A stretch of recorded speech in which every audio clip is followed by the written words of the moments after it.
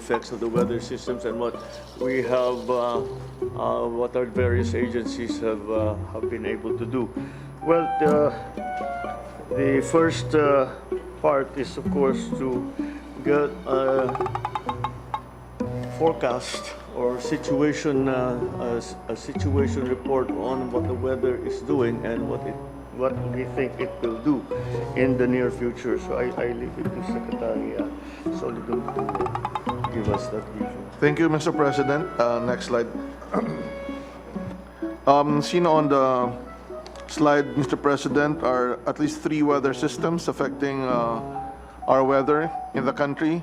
To the northeast is Tropical Storm Dante moving at 15 kilometers per hour to the northwest and projected to be a tropical depression later on, several days from now. But what's happening now is pulling the southwest monsoon, affecting Visayas and Luzon.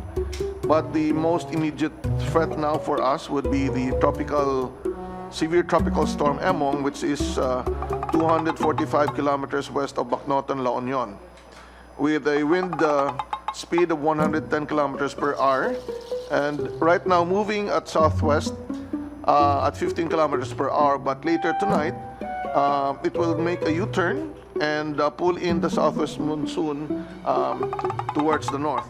Now, there is a low-pressure area further to the east, Mr. President, and we have to also prepare on how it will affect the monsoon later on in the Philippines. Next slide. This will be the track of Emong. It will move southwestward before turning northeastward in the next 24 hours. It will pass close to Pangasinan, possible landfall over Ilocos region tonight or tomorrow early morning, and will re-emerge over the Luzon Strait and may pass close to Babuyan Island on Saturday. Next slide. Because of the passage of Emong, we have raised the following storm signals. 1 in blue, signal 2 with gale force winds in yellow, and the parts of Pangasinan and La Union for signal number 3. Next slide. We also have warned for possible storm surges from 1 to 2 meters for the provinces of Batanes, Cagayan, Ilocos Norte, Ilocos Sur, La Union, Pangasinan, and Zambales. Next slide. For the forecast rainfall for today, you will note that there are 3 colors there: yellow from 50 to 100 millimeters for 24 hours, orange from 100 to 200 millimeters forecast for 24 hours, and that will include Metro Manila, and greater than 200 millimeters for 24 hours for those provinces in the western side of the Philippines. By tomorrow, the provinces in the Bicol region will not have much rain, but still the provinces towards the west of the country will still experience rain. But because Emong is moving northeastward by then, we will have increased rain in Ilocos Norte, Apayao, and Cagayan. And by Saturday, as the southwest monsoon is pulled towards the north by Emong, we will have yellow and orange rainfall forecast, and Metro Manila will have much less than 50 po. Next slide. Now for the tropical cyclone threat potential for the next 2 weeks, as both Dante and Emong will move, they will be close to each other but may not really join, as Dante will be a tropical depression, and the low pressure area to the east, which is number 1 on the upper graph, Mr. President, will be close to the Philippine area of responsibility, and we'll have to watch out if ever this will pull in the southwest monsoon. Next slide. Ito po yung updates natin sa dam. Ongoing po yung release ng water sa Ipo and Ambuklao and Binga, but the Ambuklao-Binga release will be caught by San Roque. So far, yun po yung situation natin, Mr. President. Next slide. Okay, yan po ang end, Mr. President. Thank you. Thank you for that forecast. So this is what we can expect in the next week and 2 weeks, 1 to 2 weeks in terms of the weather. But like any other forecast, things change. Kaya tutukan na lang natin if there are any changes. Okay. For the preparedness and response measures, ASEC Alejandro will take us through the details, please. Yes, sir, Mr. President. Just to update the President on the combined effects of southwest monsoon, tropical cyclones Gising, Dante, and Emong as of 5 a.m. this morning. A total of 2,000 families or 5.89,000 persons were preemptively evacuated in regions 1, 2, CAR, 3, Calabarzon, Mimaropa, Region 6, and Caraga. In terms of affected and displaced population, 4,000 barangays or 934,000 families or 3.3 million persons were affected across all regions. 1.2 thousand evacuation centers remain operational, currently housing 51,000 families or close to 154,000 persons. An additional 39,000 families or 160,000 persons are displaced outside evacuation centers. NCR has the highest number of displaced families inside evacuation centers with 24,000 families, and Region 1 has the highest number of displaced families outside evacuation centers with 19,000 families. Following a brief decline, the number of displaced families both inside and outside ECs has begun to increase again, attributed to the continued heavy rainfall brought by southwest monsoon and tropical cyclones Dante and Emong. In terms of casualties, we recorded 12 dead persons from Calabarzon, Region 10, Region 6, Caraga, Mimaropa, NCR, Region 11. Causes of death include falling debris, drowning, electrocution, and being swept by strong flood currents. In terms of injuries, we recorded 8 persons from Region 12, 10, 9, and Regions 1. Injuries are due to fallen debris and uprooted trees. We recorded 8 missing persons from Region 6, NCR, Calabarzon. Missing persons were attributed to incidents of being swept away by strong currents and drowning. All casualties are subject to validation. In terms of damaged houses, 2.4 thousand houses are reported damaged in all regions, of which 423 are totally damaged and over 2,000 are partially damaged. In terms of infrastructure, damage to infrastructure and agriculture, estimated damage to infrastructure amounts to 3.9 billion pesos, with reports coming from Regions 1, 2, CAR, 3, Mimaropa, 6, and NIR. Damage and losses to agriculture sector amounts to 323 million, affecting Regions 1, 2, 3, Calabarzon, Mimaropa, 5, 6, NIR, and Regions 12. In terms of suspension of classes, 812 cities and municipalities suspended work in their respective AORs in Regions 1, 2, CAR, 3, NCR, Calabarzon, Mimaropa, 5, 6, and NIR. Over 1,000 cities and municipalities suspended classes in all regions except Region 11. On the status of lifelines, several cities and municipalities are still experiencing interruption in power supply, water supply, and communication lines. 104 road sections are currently impassable in Regions 1, CAR, 3, Calabarzon, Mimaropa, Region 6, and NIR. 14 bridges are not passable in Regions 1, 3, 6, 10, and BAR. In terms of flooding, based on the... One second, yung sa not passable, anong ibig sabihin? Sira? O underwater? O some na are landslide? underwater and landslide. Due What to about yung landslide. tulay? 14 is, when you say it's not possible, nasira na? Hindi naman, sir. It's due to So why is it not possible? Just level of flooding. inabutan na ng tubig. Yes, sir. Okay, go ahead. In terms of flooded barangays, based on the data from DILG as of 4 a.m. this morning, over 1,100 barangays remain flooded. More than 273 barangays are experiencing receding floodwaters, and 930 barangays have reported that floods have fully subsided. The majority of flooded areas are located in the western part of Luzon due to the enhanced southwest monsoon.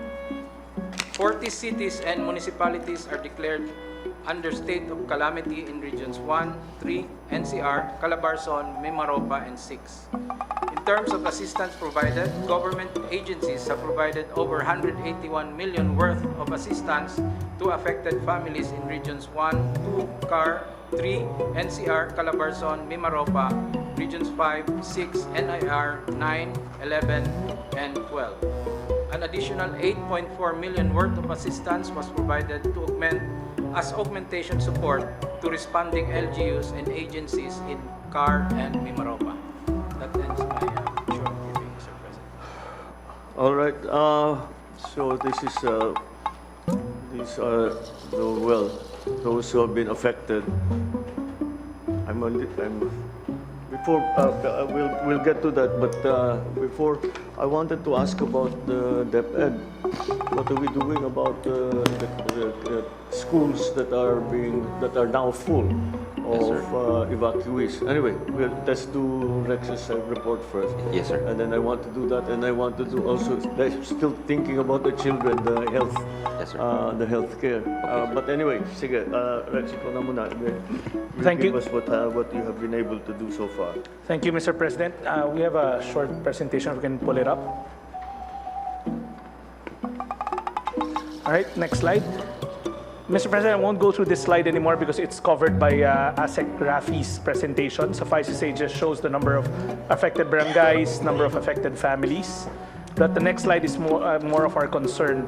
Mr. President, at the moment, we have 1,192 open evacuation centers, 45,168 families inside the evacuation centers. Now, there's a slight difference in the number of ASEC Rafi and mine because it depends on the cutoff. We use the same base data, but sometimes we print it much later or he prints it much later. But give or take, Mr. President, it comes close to each other. Now, the next slide is the slide, Mr. President, that pertains to DSWD. We've already released since last Saturday 337,228 family food packs. At the moment, Mr. President, the requests are streaming in from various regions. We are looking at close to 600,000 requests. It will come close to our Karina numbers. So the pending requests right now sums up to 540,000, of which we've catered 337,000. Most of these requests, Mr. President, na hindi pa nakikater are new requests from LGUs. They're now starting to stream in kasi for the past couple of days, they've been very busy with their rescue operations. Mr. President, I'd like to point out and thank Secretary Mina because we got our fresh replenishment of quick response. That should keep our production centers running all throughout the typhoon, the next 3 typhoon season. So we're okay, Mr. President. The media has been asking if we have enough, given that there's a protracted number of storms coming in. The centers, when we started the Gising run, it was 3 million family food packs in our warehouse. We haven't stopped production, so we have more than enough to cover for the next couple of storms. Mr. President, that's the last slide. Etong nandito, these came from where? They were already forward position? Yes, Mr. President, they're coming from our regional warehouses already. And then we haven't stopped production in the Pasay site and in the Cebu site because we want to keep on replenishing their stockpile. There are 2 modes of the requests coming in from local government units. There are 2 modes of dispatching them. Some of them we deliver, some of them they pick up. So it's a joint effort already between the national government and the local government. But what we're assuring them is we have the goods, we just need to get it to them. And the balance of unprocessed came in yesterday evening. Most of the older requests have already been dispatched with. So the balance is how much? Mr. President, we're looking at another close to 300,000. 300,000. New requests are streaming in from NCR and Central Luzon. Malalaki na ho yung request because there are flooded areas in Camanava and then Pampanga and Bulacan. All the way down to Cavite pati. Yes, sir. Oh, okay. All right. So how are we transporting all of this? Mr. President, 2 ways. We have our own hauling services that we procured. Pero, Kulang yun. but the LGUs are also helping us kasi meron talaga silang sariling capacities. Private sector like GCash is already pitched in. And then we would call OCD to deploy military or police equipment. For transportation. Yes, sir, to Yeah. get it to the Yeah, LGUs. all right. And then the last mile, as you know, Mr. President, the LGUs take care of. Yeah, so LGUs talaga, well, LGUs I know already. It's just a question, ay maayos ang coordination ninyo ng, well, national governments, specifically DSWD, and the other relief agencies, but that also concerns DOH.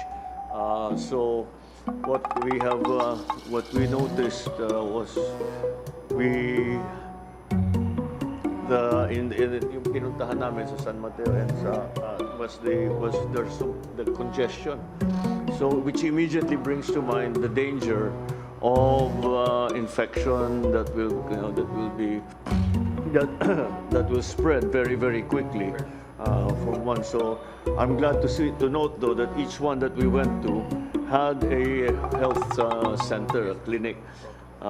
And that is manned by what? How many people is that one team? So one clinic is manned by local government municipal health officer. Tapos we augment them with nurses and doctors. So pag nag-request sa amin ng local government, we deploy our health human resources. We've deployed about 1,000. So I think in Metro Manila, we have about 190 na deploy. When we visited, Rex and I visited several evacuation centers, maayos yung clinic.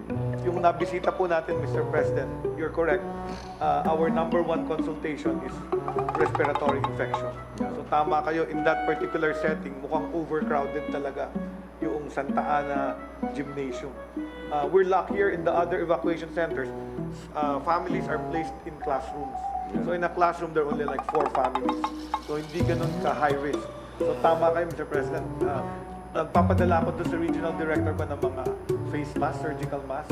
So at least if the kids have upper respiratory infection, ma-prevent by asking the kids with infection to wear the mask. Again, there has to be close coordination because hindi naman lahat ng doktor at saka nurse na nagmaman ng health center. Karamihan actually, we only supply, mostly we supply the medicines, whatever medical supplies. But it's distributed by the local healthcare workers at saka mga first responders. So again, there has to be good, because always, you know, we provide some of the relief goods and some of the assistance, but in the end, it is the local government who takes the role of bringing all of those supplies, relief goods, kung ano man ang kailangan, to bring it to the last, again, we refer to it as the last mile, para lahat ng nangangailangan mabigyan ng tulong. Again, unfortunately, we are very familiar with the situation already. We have learned many lessons, and those lessons are now being the lessons learned are now being used to improve our delivery of assistance to everyone. Yes, all right. The last thing was the depth, the kids. What are we going to do with the people in some areas? 1 week na ito, and you know, this is what? How many is this? 3 out of the projected 15 for the rest of the year. 12 to 15. Sir, right now we have so 200. we have to have a Yeah. plan in place. Yes, sir. We cannot just keep sending them home. But the problem is that many schools are evacuation centers. Yes, sir. So where do we bring the kids? Where do we bring the children to study? Wala. Some are in the schools, but thankfully, DSWD has been yung mga inikutan kong schools as evacuation centers. Meron ng pinadala si SecRex ng mga relief goods, Mr. President. But of course, those need to be replenished, and I'm sure SecRex will do that over time. What we're doing now, sir, is we're making sure that we give books to the children now. That's the goal, but we're not quite there yet. But so at least they have something that they can do while they're at home, sir. So let's make sure that our part of that will be the making sure that they get the material. Yes, sir. Our teachers, being the heroes that they are, I'm sure they will find clever ways,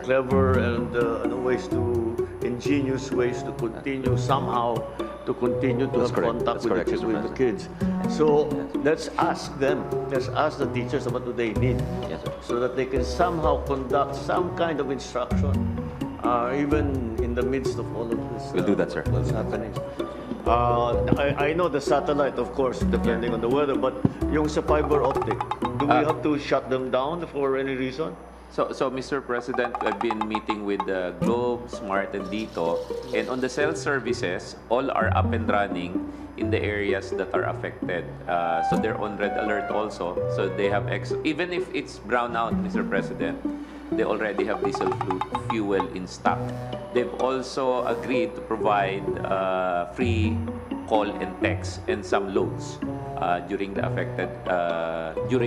time of the storm in affected areas. So they'll make announcements within the day. On the fiber optic, we've not received any major outage as the report of NDRRC and the RRMC. Only one LGU has an affected comms line issue. So the telco naman, Mr. President, when they have coverage, the only problem I think is we need to expand the coverage. But where they have service, it's working, Mr. It's President. working. Yes. All right. So we're still able to continue with our connectivity program kahit papaano. Yeah, Well, you know, the backbones are already in place. So it's just a question of continue. Well, if you can still work, then, and now with the advantage now of the satellite, the small satellite receivers. Yes. Okay, well, that's good. So at least you have that. So Yes, you sir. can maintain. That's the ideal, sir. What we are talking about here is mitigation, of course, flood control, all of that. You know, that of course is the biggest thing. But then it is adaptation. This is not an extraordinary situation anymore. Do not think of it as a special situation. This is, I hate to use the overused phrase, but this is the new normal. Ganito na talaga ang buhay natin kahit ano pang gawin natin. Kaya wala tayong kailangan ang pag-iisip natin, hindi natin sinasabi, "Uy, baka sakaling magbagyo." Magkakabagyo talaga. At saka ganito. So paghandaan na natin, pag-isip na tayo ng mga panibagong paraan para yun, sa pag-aaral, sa paggagamot ng ating mga may sakit, tapos sa pagdala ng relief goods, sa pagdala sa all of these things. And I think that's the most important shift in thinking that we have to think. In my lifetime, bagyo is an extraordinary activity. Pagka may bagyo, siyempre, bata ka, walang pasok, yun lang. Yun. But it's not normal. It's like something unusual that it happens every once in a while. Lalo na yung baha na ganito, every once in a while lang yan nangyayari. So we have to change kasi tayo, I don't want to drag anybody into my old generation, but tayo more or less the way we think of it is a once in a while dadaan yung bagyo. We have to change our thinking and say, look, this is the way it's going to be as far as we know for many decades to come. So let's just prepare. Think of it in terms of this is what we have to do, because this kind of situation will continue to arise every time there is a storm, and the storms are coming. They're coming more quickly. They're becoming more strong. They are dumping more water on us. Ang consuelo de bobo natin is that pag nakikita natin ng mga ibang lugar, we see what happened in Texas, we see what happens in India, we see what happens in other places. It's really the change in climate. And we have to understand that the climate has changed. The rain patterns have changed. Memoryado na natin kailan dadating yung bagyo eh. Kailan na natin kung saan dadaan yung bagyo. Memoryado na natin lahat yun eh. Memoryado na natin saan magbabaha. Many, and probably even most, I'd go so far as to say, most of those things no longer apply. We have to think in terms of the way that what we are seeing now. Because this is not like will happen this year. This will happen again next year. This will happen again the year after that, and the year after that, etc., and so forth. So we have to think in those terms. So our solutions need to be longer term, not so ad hoc, not so, how do you say, informal, but really we have to think of in terms of changing the way we approach this kind of problem. But so far, I'm satisfied that the response of government is sufficient. Well, it's never sufficient, but it is at a level that is providing a great deal of relief to everyone. We'll just have to keep doing this. We just have to keep watching the weather. And whenever our assets are allowed, if the rains slows down a little bit, the roads open up, then pasok tayo. Again, the immediate concerns, relief goods, health, and now really our schools. So yun ang isipin natin. Kasi we keep talking about improving the grades of our, if they're 3 months out of the year out of school, how kahit anong gawin mo, di ba? Lugi ka agad eh. So I feel sorry for them because they cannot get their proper education. Yeah, yes. Sir, we made an announcement that we'll be implementing makeup classes on Saturdays, and we got severely bashed for that suggestion. But I'm standing by it, sir, because we need to do it also. We really need to do it, and it also it shifts the incentives. Kasi ngayon, everyone is pressuring the local chief executive to suspend classes. They get bashed online. Alam ni ni Secretary Rex when he was mayor, he'll get so many messages, and if you don't, alam ni Governor John Vic, if you don't, di ba, you will get bashed eh. Oh, tulog pa si Governor, tulog pa po si Mayor. So now we want to shift it. So they will not arbitrarily ask for that if they know they have to make it up on a Saturday, sir. Kasi ganun daw dati. That's the old policy. They were very strict that if you miss a class, you have to make it up on the Saturday. I don't know what you think about that, sir, because of course, it may not be the popular decision, sir. None of this is popular. And how can it be popular? Mahirap ang tao. And we do. I know we're doing everything that we can. The funding is there.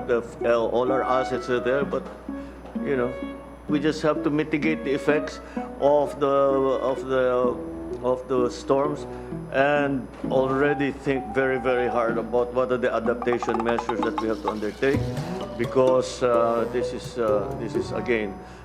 not an unusual occurrence. It will happen again for the rest of the year. If we are anticipating 15 storms for 2025, we have had 3. Isang dosena pa ang inaantay natin. But then think further. Next year, ganito pa rin ito. It will still be the same. So let's prepare. Let's think in those terms. What do we need to do for the next decades so that we can adapt to the new weather systems that we have. Along those, Yes, of course. Mr. President, along those lines, the Mines and Geosciences Bureau has been preparing the maps and advisories on the rain-induced flooding and landslides, but down to the barangay level. But then we found out that the local government units may not have been able to maximize this resource for planning and for response. We have been, that's why we have discussed with Secretary Solidum to have the joint IEC to train actually the local government units in reading maps and using these tools in order to incorporate into their land use plans. I think that's the only way we can It is, yes. have for Yes, for it is the long only run. way. Yes. All right. Yes. Mr. President, in case of continuous rains, we now have suspended for several days. And it's good that the Malacanang Memorandum Circular regarding suspension is now including the alternate work arrangement, because in government, we must continue our service. So the public service continuity effort of all government agencies must continue. Kung sa bahay lang sila, hindi sila mag-evacuate, pwede silang gumawa ng trabaho to make sure that our productivity does not diminish much, Mr. President. So we should encourage public service continuity. Even maulan, meron pa rin pwedeng gawing trabaho. Yeah, in fact, there's more work pagka may ulan. So again, first, in terms of the warning, in terms of the dissemination of information, we just have to make sure that our telecom system is up and is working. And pag-aralan na natin saan yung mga lugar na hindi natin naabutan that really needed to hear, to have the information, to have the let's prioritize, let's put them in the GIDA list already and prioritize them so that when this happens again, we don't have the same problem. Like we had those, like now, we will have isolated areas that they never got the bulletins, they never got the instructions, they weren't able to communicate to say, we need help, etc., etc. Mr. President, for areas where we still don't have telecoms, we have in the regions what we call the move units. These are heavy trucks with mobile, parang cell site na mobile, and satellite dish. So they're all mobilized. So far, they've not been deployed because the telcos naman are. Well, so the areas that have Yes. been hit this time generally have a good connectivity. Yes, Mr. President. So now, we will deploy them in the areas kasi nakabang sila dun sa mga lugar na baka bumagsak yung telco. But for the past few days, the telco's been able to keep their systems up and running. So we will deploy these move sets already to yung mga areas na wala talagang signal. So we can deploy them na, Mr. President. All right. Well, again, telecom is key. Connectivity is key. Even if the plans of DepEd, that will again depend on connectivity. So in the more immediate, the more immediate concerns, ganun pa rin. So we can warn people that dumadaan diyan sa inyo, mukhang dadaan sa inyo yung bagyo, maghanda na kayo. Hindi mukhang dito dadaan, dito magbabaha. We can predict, so we can tell people, umiwas na kayo. Ilayo nyo na yung gamit ninyo o maghanap na kayo ng ibang pupuntahan muna for a while. So these are all the things that will help. This is the mitigation side of it. But we really have to put together a plan for the long-term adaptation part of the entire problem. That's probably the bigger. We'll just have to change the way we think. We just have everything is different from what it was in the last 40 years. Yeah, in the spirit of new normal, as you word it, the hospital facilities, I'd like to report, kahit walang pasok ang government, functional kami. We call it continuity of operations planning because health services have to continue. For nurses and health professionals that cannot go to the hospital, we provide free dormitories so they can stay already in the hospital para tuloy-tuloy ang services.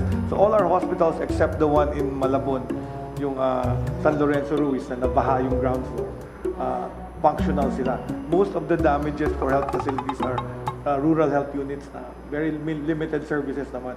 And I'm very happy our Secretary of Energy even called me asking about the hospitals that will need additional power in case the power goes down. So lifeline to, so maybe Secretary Garin can talk more about what they did to help our hospitals. Yeah, that brings us to the next critical service, that of power. How are we doing in the present situation? Sir, the only problem we have with power is the flooding. Kasi yung Meralco and all the ECs are fast naman. Meralco in minutes they can fix. But they cannot come in if there's still flooding. So there are still areas in Metro Manila. But compared to Monday and to today, sir, mga 20,000 yung start natin eh. But by right now, around 800 na lang yung walang electricity. So the response, because they prepared by already, and then as you said, we're already used to this. So sanay na yung mga ECs natin.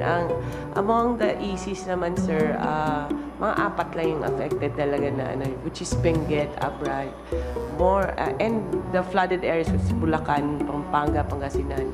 Pero yung sa Benguet kasi, sir, may mga landslide eh. So mahirap pasukin. And then Bulacan, it's the flooding. We're monitoring everything. Ang Ang isa is the interagency coordination. For example, we had a problem with the aviation fuel. We were left with 1 day na lang, but we worked with the OTR to allow them to pass through NLEX, and that's worked out.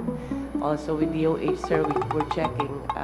Ang ano din sa resiliency is we need to make sure that the hospitals na kahit mabaha yung first floor, yung equipment safe and functional. So we'll do that, sir. That's the lesson that we learned on this storm. And also we coordination. I think we need to have more coordination with the SWD because we were checking the areas, and so far isa lang naman yung nawalan ng power, and the provision of power in their packing center when Secretary, I think you only have until Thursday yata na genset doon. So we're providing more for your center, sir. So I think it's the interagency. We're working on that, sir. So we're meeting regularly naman, sir. But on power side, it's good pa naman, sir. Mr. President, I'll just jump in. Hindi, we wanted to run the old equipment also. That's why we're using genset. But the repacking center is fully energized. We just installed it to the new equipment. We wanted to create another line. That's why we were asking for gensets for the old lines lang. Yeah. It's fixed Thank na. you. So 1 hour ago. So that's just lang the best we can do right now is just make sure that DSWD and DOH can continue with the services, and we're coordinating with them naman, sir. But as to the service of the electric co-ops, there's no major damage kasi walang hangin eh. So flooding is the only problem we have, sir. All right. Okay. Mr. President, we have one health worker, barangay health worker in Mikawayan that died of electrocution. Heroic to, she went to the she's a 46-year-old. She went to the rural health unit to check on the equipment kasi nga mababasa. But she got electrocuted and died. So, Sir, on that topic, I'd like to ask sana yung mga, like through Secretary Mulya, that the LG should inform yung, kasi minsan hindi nila nakikita, may flooding, so they can cut off the lines. Fortunately, the low-lying incident, well, still less than before, no? But I think the DSWD has been helping us on spreading the safety precautions. But I think the LG should also be aware, sir. Thank you. Mr. President, when it comes to that, I'd like to commend the OCD who was working very closely with the LGUs. Our points of information were spread very evenly. Our biggest problem really, sir, was the carelessness of the people. Of the 6 deaths that occurred, 3, sir, nagiinuman sa Rizal sa tabi ng ilog na before they knew it, tinangay na sila ng... 2 doon, sir, nagpustahan yung mga bata sa Malabon kung sino kayang lumangoy to the other side of the river. Tinangay rin sila. And one of them was a kid who fell in the creek while he was playing. So it's a lot really of beyond our control already. Sila na talaga ang it's a carelessness and lack of information maybe on our part, so what they shouldn't do. It's actually one of the pieces of information that we have to tell everyone that don't fool around with this thing. Because it can be very dangerous. We had the same problem in Ilocos. When the storms come, we tell people don't go in the water, but we have tourists. Pag sinasabihan sila ng mga mangingisda, wag kayong kami sanay kami diyan, kayo baka and we have casualties because of that, hindi nakikinig. But we have to make that information known to people. This is very dangerous.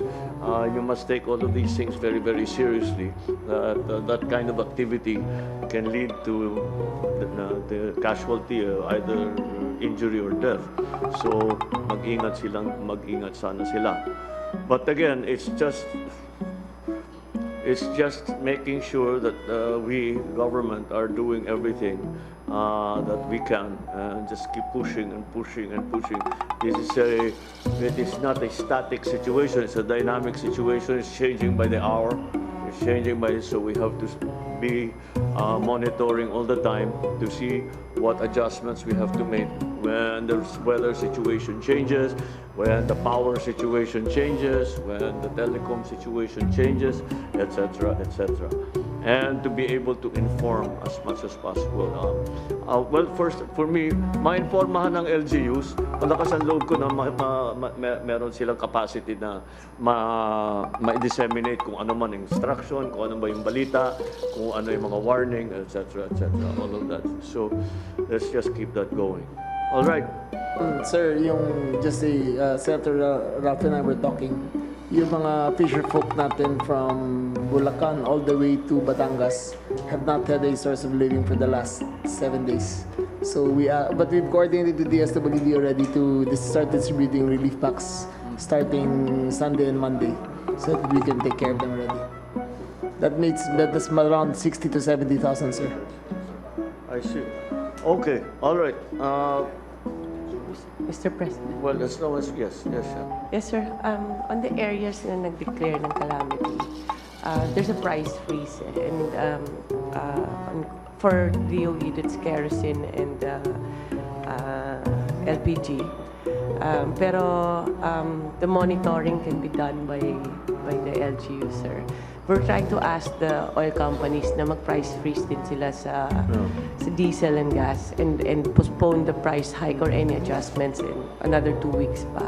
But I think the monitoring, we don't have the capacity to do monitoring ourselves, sir. No, there is that's why, again, every time we discuss these problems, the coordination with the LGU, once again, it always repeatedly comes up as an important aspect of this. Because, again, it's the nature of the thing.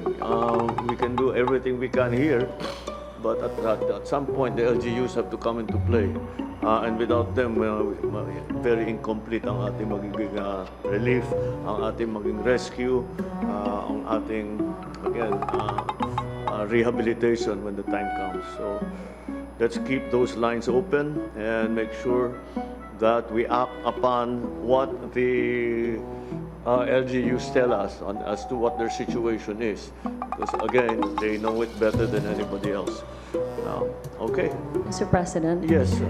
Mr. President, as much as there has also been effects of people on the ground, the movement of people has also been gravely affected by the weather systems. I wanted to report that at the moment we have 1,071 stranded tourists in various destinations, considering that there have been flight and ferry cancellations across 9 regions.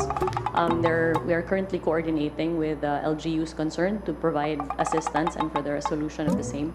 In terms of preemptive measures to ensure that no bodily harm comes upon tourists, there has been suspension of touristic activities in 11 regions, the most widespread of which has been in Region 4A.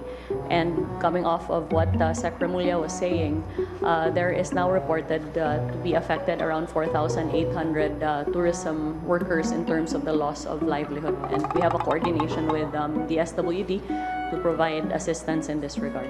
Mr. President, regarding housing, 2,400 houses were damaged. Tuloy-tuloy po ang pag-coordinate natin sa mga LGUs para mapabilis yung assistance natin sa partially and totally damaged houses, no, sa mga pamilya.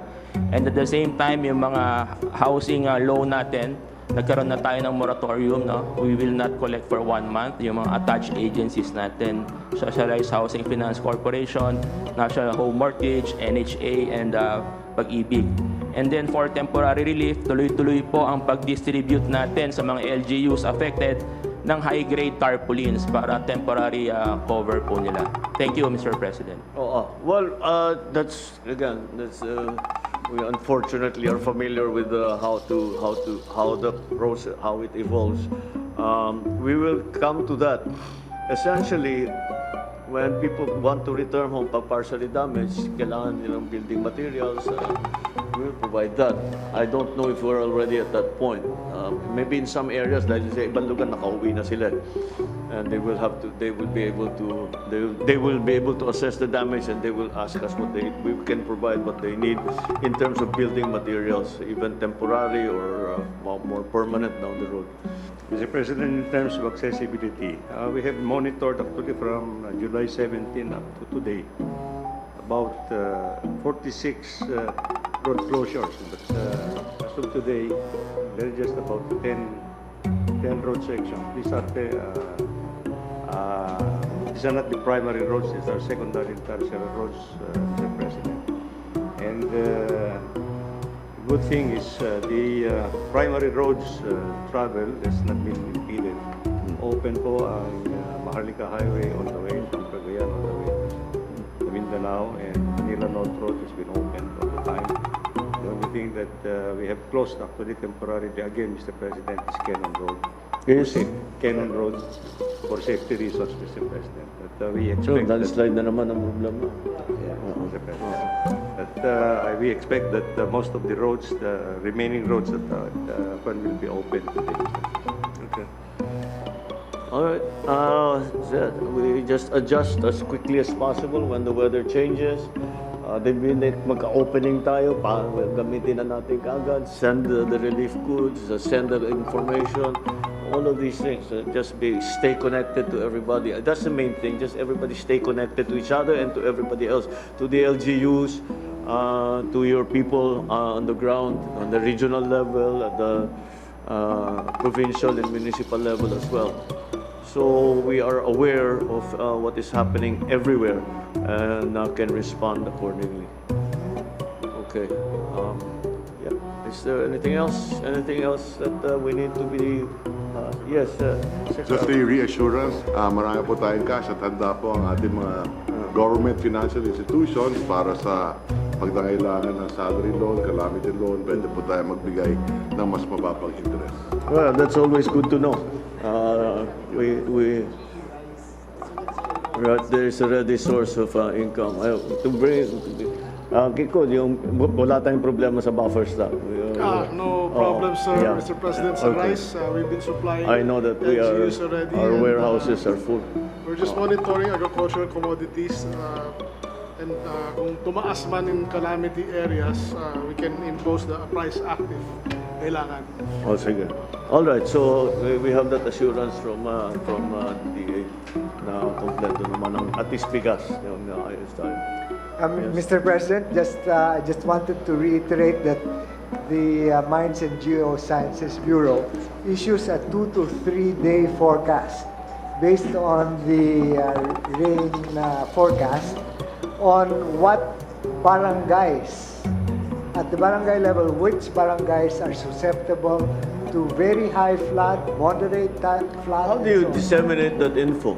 Right now, Mr. President, it's provided to the OCD, and then it's provided to the regional offices of DNR for them to disseminate. But we're trying to improve on that. So I've talked with Governor Daxcua and the others so that we can have real-time dissemination. And this is where I think our other government agencies, if you will find them useful, we will directly, real-time, provide them to everyone rather than through different channels. Like it has to go through the region and then from the region disseminated to the LGUs themselves. Well, that's the key. To be that granular, that's important. Yeah, we go into that much detail in terms of the forecast, because that's the kind of information that people, individuals, and their families can use. So let's keep that going. Okay. All right. Have we covered most of the things at least that we can? Very good. Thank you very much. We are adjourned.